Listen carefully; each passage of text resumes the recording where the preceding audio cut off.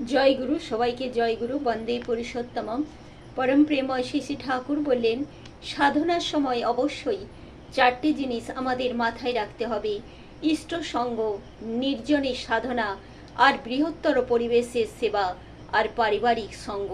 এই চারটে পাশাপাশি চালিয়ে যেতে হয়, তাছাড়া আলাদা অন্য কোনো কিছুর দরকার পড়ে না।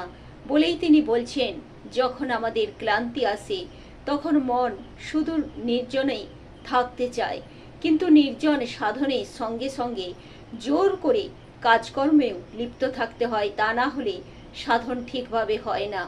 আমার এমন হয়েছে, হাঁটতে হাঁটতে যাচ্ছি, নাম চলছে, কোথাও দাঁড়িয়ে গেছি, আবার কাজকর্মের মধ্যেই কোনো দিন হয়তো নাম করে চলতে চলতে পটল খেতে বা বেদবনে ঢুকে গেলাম।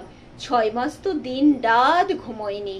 শ্রী ঠাকুর বলছেন, তারপর প্রথম যখন ঘুমাতে যাই তখন চোখ বুঝলে এক জগৎ, আর চোখ মেললে এই জগৎ।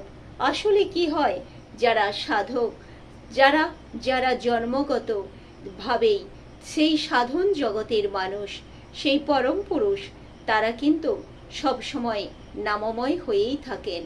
তারা তারা কিন্তু দিন রাত্রি তাদের জাগরণের মধ্যেই কাটে, আর নাম ছাড়া তারা থাকতে পারেন না।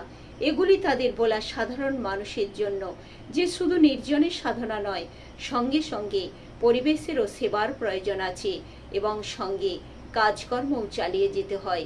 এইভাবে যদি করা যায় তবেই কিন্তু সাধনা সার্থক হয়।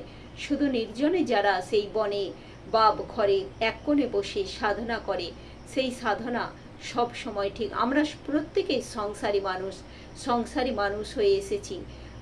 প্রত্যেকে নিজের সঙ্গে সঙ্গে পরিবেশের সেবা দেওয়াটাই কিন্তু আমাদের জীবনের সার্থকতা। জয় গুরু।